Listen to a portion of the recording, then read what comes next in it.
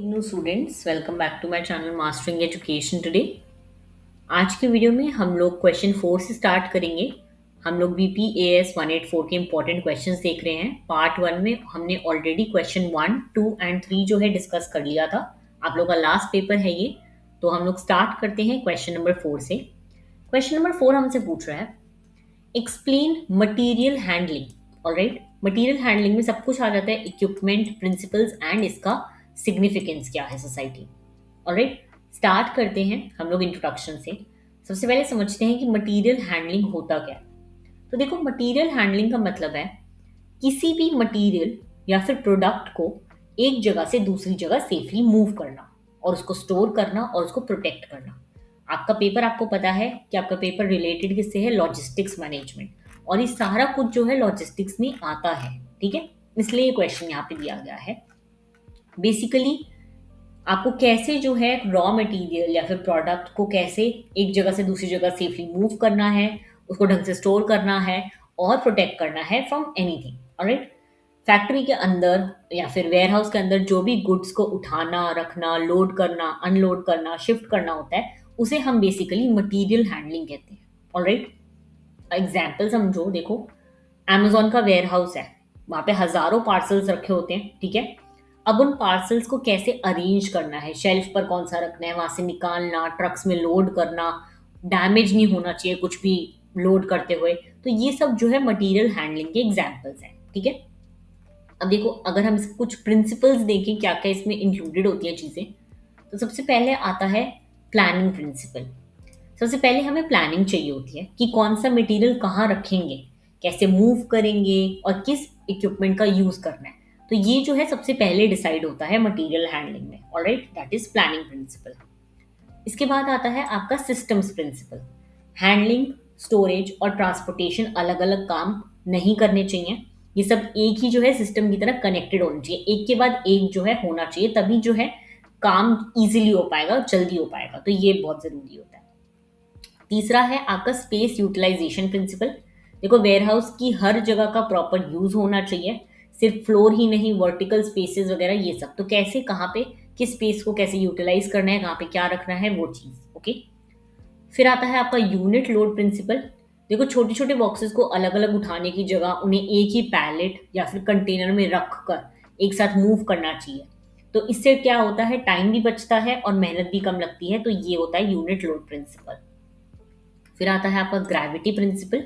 जहां भी पॉसिबल हो ग्रेविटी का यूज करना चाहिए, और इससे जो है इलेक्ट्रिसिटी और फ्यूल दोनों की सेविंग होती है। यानी कि कोई भी आपको पता है कि ऐसा प्रोडक्ट है जो टूट नहीं सकता, तो उसको ऊपर से जल्दी फेंक वगैरह देना। ओके, तो ये सब। फिर होता है सेफ्टी प्रिंसिपल। सबसे इंपॉर्टेंट प्रिंसिपल है सेफ्टी का। ना ही किसी वर्कर को इंजरी होनी चाहिए और ना ही कोई भी प्रोडक्ट जो है डैमेज होना चाहिए। ऑलराइट, उसके बाद आता है आपका स्टैंडर्डाइजेशन प्रिंसिपल।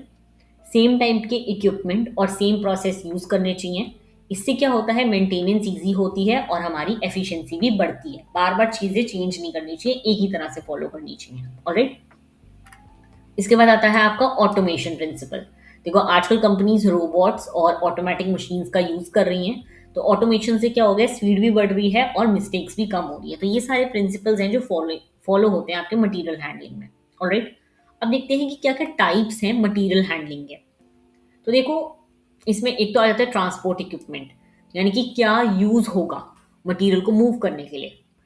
कन्वेयर बेल्ट हो गई, क्रेन हो गए, ट्रक हो गया, ऑटोमेटेड गाइडेड व्हीकल आते हैं। ठीक है, ये सब for moving the materials.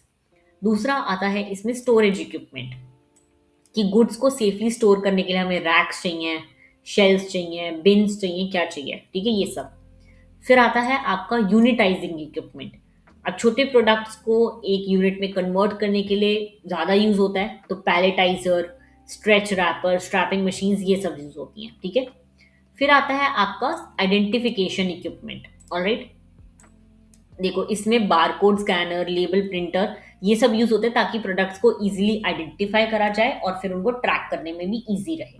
Alright, अब इसका मटेरियल हैंडलिंग का इंपॉर्टेंस क्या है, सिग्निफिकेंस क्या है। तो देखो, एक तो इससे टाइम बहुत बचता है। ऑलराइट, लेबर कॉस्ट कम लगती है, प्रोडक्ट डैमेज होने से बच जाते हैं, वेयर हाउस का प्रॉपर यूज हो पाता है, वर्कर्स की सेफ्टी इंप्रूव होती है और कस्टमर को जो है प्रोडक्ट जल्दी और सेफली मिल जाता है। ऑलराइट। तो अब इस क्वेश्चन में आप देखो, आपको जो 8 प्रिंसिपल दिए ना, इसमें से आप बेसिक 5 प्रिंसिपल भी अच्छे से लिख दोगे एग्जाम्पल के साथ, तो आपको ईजी रहेगा। 8 के 8 प्रिंसिपल लिखने की जरूरत नहीं है। ऑलराइट, मूव करते हैं हम लोग नेक्स्ट क्वेश्चन पे, that is question number 5। Explain the conceptual framework and techniques of inventory control. अब इन्वेंट्री की बात हो रही है, हमने ऑलरेडी क्वेश्चन 1 या 2 में हमने डिस्कस करा था कि इन्वेंट्री क्या होती है। मैं आपको फिर से समझा देती हूँ। देखो, इन्वेंट्री का मतलब होता है स्टॉक। जैसे किसी कंपनी के पास कितना रॉ मटेरियल है, कितने फिनिश प्रोडक्ट्स हैं, या फिर कोई मशीन बना रहे तो स्पेयर पार्ट्स जो स्टोर करके रखे होते हैं, हम उन सब चीज़ों को इन्वेंट्री कहते हैं। बेसिकली आप देखो, किसी शॉप में जाते हो, आप कोई सामान लेने गए और उन्होंने बोला कि नहीं जी ये तो आउट ऑफ स्टॉक है, या फिर आपको ऑनलाइन परचेज कर रहे हो तो कोई चीज़ आउट ऑफ स्टॉक है, तो मतलब वो उस चीज़ की इन्वेंट्री खत्म हो गई है उनके पास। ओके, तो प्रोडक्ट को हम बेसिकली इन्वेंट्री कहते हैं कि उन्होंने कितना उस चीज़ को स्टोर करके रखा हुआ है। ठीक है, और देखो इसमें आता है इन्वेंट्री कंट्रोल, जिसका मतलब है कि स्टॉक को प्रॉपरली मैनेज करना। ठीक है, तो इन्वेंट्री कंट्रोल का मतलब होता है राइट क्वांटिटी का स्टॉक राइट टाइम पर अवेलेबल हो और उसको मेंटेन करने में जो है मिनिमम हमारी कॉस्ट आए, इसी को हम इन्वेंट्री कंट्रोल कहते हैं। ऑलराइट, एग्जाम्पल से समझो, थोड़ा ज्यादा समझ आएगा। सपोज करो एक ग्रोसरी शॉप है। ठीक है, अगर शॉपकीपर बहुत ज़्यादा बिस्किट्स मंगवा लेगा तो वो वेयर हाउस में पड़े रहेंगे, स्टोरेज कॉस्ट बढ़ेगा क्योंकि हर दिन का रेंट होता है। और अगर बहुत कम मंगवाएगा तो कस्टमर आएगा और बोलेगा कि स्टॉक खत्म हो गया। तो दोनों सिचुएशन गलत है, इसीलिए कंपनी को जो है बैलेंस मेंटेन करना पड़ता है और इसी को जो है हम इन्वेंट्री कंट्रोल कहते हैं। ऑलराइट, अब हम देखते हैं कि इसका कंसेप्चुअल फ्रेमवर्क क्या है, क्या क्या चीज़ें आती हैं इन्वेंट्री कंट्रोल में, बेसिक कॉन्सेप्ट क्या है इसका। तो देखो, इन्वेंट्री कंट्रोल का मेन एम होता है बैलेंस मेंटेन करना, ना स्टॉक ज़्यादा होना चाहिए ना कम होना चाहिए, बैलेंस होना चाहिए। ठीक है, दो तरह की कॉस्ट आती है यहाँ पे। सबसे पहले आती है इसमें होल्डिंग कॉस्ट। देखो, होल्डिंग कॉस्ट का मतलब है स्टॉक को वेयर हाउस में रखने का खर्चा। वेयर हाउस का रेंट होता है, इंश्योरेंस होती है, सिक्योरिटी होती है, मेंटेनेंस होती है, एक्सपायरी का रिस्क रहता है कोई भी, अगर फूड प्रोडक्ट्स हैं तो जितना ज़्यादा स्टॉक होगा उतनी ज़्यादा हमारी हैंड होल्डिंग कॉस्ट पड़ेगी। ओके, दूसरी आती है इसमें ऑर्डरिंग कॉस्ट। हर बार जब कंपनी नया ऑर्डर प्लेस करती है तो उसमें भी बहुत ज़्यादा खर्चा होता है, पेपर वर्क होता है, ट्रांसपोर्टेशन कॉस्ट आता है, सप्लायर से ऑर्डर प्रोसेस करना होता है, डिलीवरी चार्जेस होते हैं, तो इसे हम सारा ऑर्डरिंग कॉस्ट कहते हैं। ठीक है, तो ये दो कॉस्ट है जो इन्वेंट्री कंट्रोल में सबसे ज़्यादा काम आती हैं। ठीक है, जो इन्वॉल्व होती हैं। अब क्या क्या टेक्निक्स हैं, इसका मेन ऑब्जेक्टिव भी याद रखना। देखो, इन्वेंट्री कंट्रोल का मेन ऑब्जेक्टिव होता है कि होल्डिंग कॉस्ट भी कम रहे और ऑर्डरिंग कॉस्ट भी कम हो, यानी कि इन दोनों को जो है हमें कम रखने की जरूरत है। ऑलराइट, अब क्या क्या टेक्निक्स है जो इन्वेंट्री कंट्रोल के काम आती हैं। तो सबसे पहला आता है एबीसी एनालिसिस। देखो, एबीसी एनालिसिस में इन्वेंट्री को वैल्यू के बेसिस पर 3 पार्ट्स में डिवाइड किया जाता है। ठीक है, क्या होते हैं वो तीन पार्ट्स? एबीसी है ना, ए आइटम्स वो होते हैं जो सबसे ज़्यादा एक्सपेंसिव होते हैं, सबसे ज़्यादा इंपॉर्टेंट होते हैं। बी आइटम्स होते हैं जो मीडियम वैल्यू के होते हैं, और सी आइटम्स होते हैं जो लो वैल्यू और नॉर्मल आइटम्स होते हैं। तो एग्जाम में आप इतना ही लिख दोगे कि एबीसी में क्या होता है, इतना काफ़ी है। ठीक है, एबीसी एनालिसिस। फिर आता है इकोनॉमिक ऑर्डर क्वांटिटी, EOQ। ये बेसिकली हमें बताता है कि कंपनी को एक बार में कितना स्टॉक ऑर्डर करना चाहिए जिससे जो है टोटल कॉस्ट मिनिमम रहे। यानी कि देखो, होल्डिंग कॉस्ट भी कम रहे और हमने बोला था ऑर्डरिंग कॉस्ट भी, तो एक पता होना चाहिए कितना हमें स्टॉक मंगवाना है। तो सिंपल लैंग्वेज में कितना ऑर्डर करें ताकि खर्चा जो है सबसे कम हो। ऑलराइट, फिर आता है आपका VED एनालिसिस। VED का फुल फॉर्म होता है वाइटल, इसेंशियल एंड डिजायरेबल। ठीक है, वाइटल का मतलब ऐसी चीजें जो बहुत जरूरी है, इसेंशियल का मतलब जो जरूरी है, और डिजायरेबल मतलब कि होना अच्छा है लेकिन नहीं भी हो तो काम चल जाएगा। ठीक है, तो जैसे कि आप एग्जाम्पल के तौर पे समझो, हॉस्पिटल में ऑक्सीजन सिलेंडर वाइटल है तो वो लोग अपनी इन्वेंट्री में ऑक्सीजन सिलेंडर रखेंगे ही रखेंगे, लेकिन चेयर वगैरह या फिर स्टेथोस्कोप ये सब डिजायरेबल होता है। ओके, तो ये होता है VED एनालिसिस। ऑलराइट, फिर होता है JIT, that is just in time. Stock को पहले से स्टोर करके नहीं रखना, जब जरूरत हो तभी मटेरियल मंगवाना। तो इससे जो है स्टोरेज कॉस्ट बहुत कम हो जाती है, लेकिन सप्लायर जो है रिलायबल होना चाहिए, वो लास्ट टाइम में धोखा दे देगा तो नहीं मिलेगी चीज। ओके, फिर आता है आपका रीऑर्डर पॉइंट, ROP।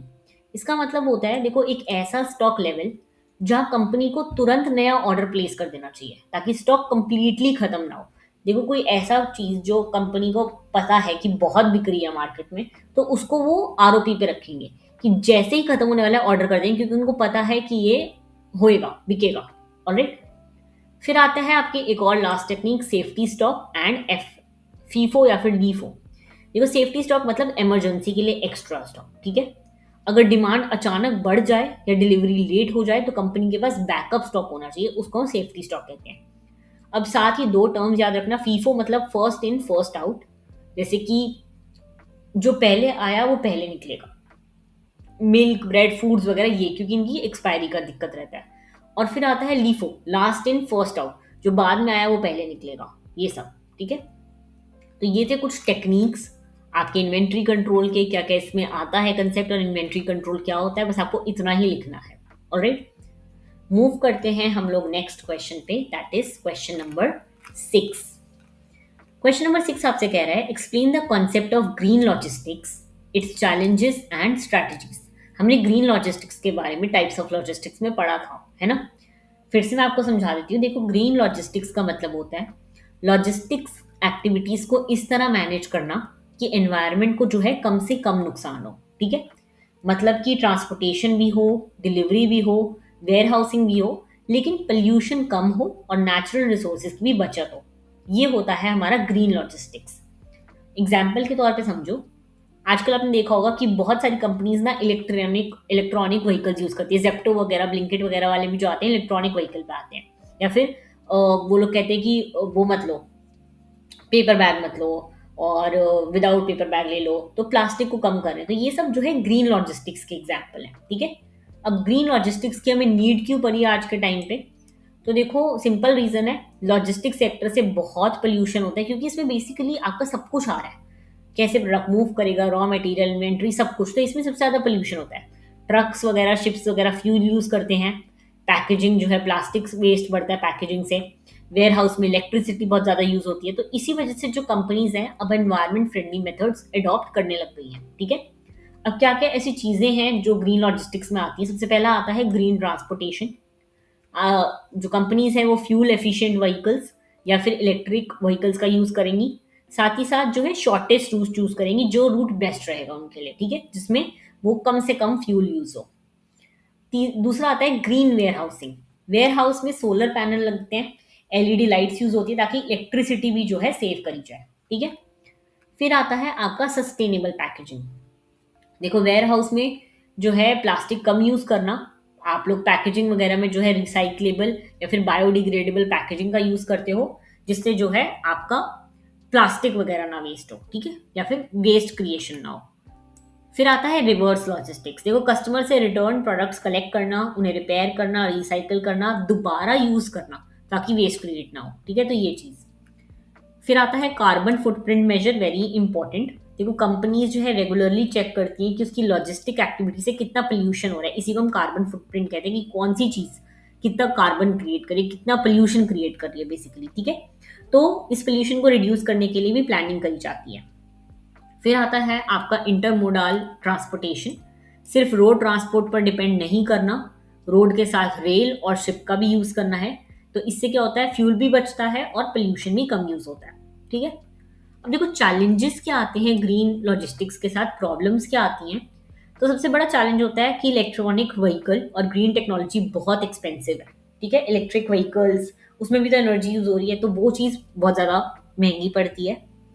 दूसरा, हर जगह चार्जिंग स्टेशन नहीं होते, क्लीन फ्यूल अवेलेबल नहीं होता, तो दिक्कत हो सकती है ट्रांसपोर्टेशन में। तीसरा, लोगों में अवेयरनेस और टेक्निकल नॉलेज की कमी होती है। तो वो लोग कहते हैं, जब आपको दिख रहा होता है जेप्टो पे कि मत लो बैग, पर आप कहते हो अरे मैं पैसे पे कर रहा हूँ तो बैग तो लूंगा, तो वो चीज़, ठीक है। चौथा, पोल्यूशन को एक्यूरेटली मेजर करना इजी नहीं होता कि किस चीज़ से कितना पोल्यूशन क्रिएट हो रहा है। नेक्स्ट, डिफरेंट कंपनी के साथ कोऑर्डिनेट करना काफ़ी डिफिकल्ट रहता है, क्योंकि ट्रांसपोर्टेशन में अलग कंपनी है, डिलीवरी में अलग कंपनी है, पैकेजिंग में अलग कंपनी है, तो ये सब। नेक्स्ट, कस्टमर जल्दी डिलीवरी चाहते हैं, कभी कभी फास्ट डिलीवरी और इको फ्रेंडली डिलीवरी को बैलेंस करना मुश्किल हो जाता है, तो उस चक्कर में भी, ठीक है। अब क्या क्या चीज़ें हैं जिससे हम लोग ग्रीन लॉजिस्टिक्स को जो है प्रमोट कर सकते हैं? तो यही आते हैं, देखो एनवायरमेंटल फ्रेंडली पॉलिसी अडॉप्ट करें कंपनीज, एआई और टेक्नोलॉजी का यूज़ करें, रूट ऑप्टिमाइजेशन करें कि कौन सा रूट बेटर रहेगा, इको फ्रेंडली सप्लायर के साथ काम करना और कार्बन एमिशन को रेगुलरली मॉनिटर करना। तो यही है कुछ स्ट्रैटेजीज जो ग्रीन लॉजिस्टिक्स में काम आ सकती हैं। ऑलराइट, तो ये हो गए आगे के 3 क्वेश्चन डिस्कस। अब हम क्वेश्चन 7 टू क्वेश्चन 10 जो है पार्ट 3 में डिस्कस करेंगे, जिसके लिए आपको नीचे कमेंट करना है नंबर 3। ऑलराइट, मैं क्वेश्चन 10 तक ही डिस्कस करूंगी। इस पूरे पीडीएफ में आपको टोटल क्वेश्चंस जो हैं, एक तो इसमें शॉर्ट नोट्स भी अवेलेबल हैं, साथ ही साथ इसमें आपको टोटल क्वेश्चंस मिल जाते हैं। देख लेते हैं, टोटल आपके पास इसमें 13 क्वेश्चंस हैं। अगर आप चाहो तो ये पीडीएफ मेरे से परचेज करके खुद अपने पेज पे पढ़ाई कर सकते हो और अपने एग्जाम में एक अच्छा स्कोर कर सकते हो।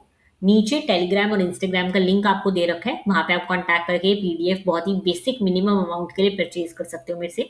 बाकी all the very best for your exam. मिलते हैं थर्ड पार्ट में। नीचे 3 कमेंट करना मत भूलना। Thank you so much.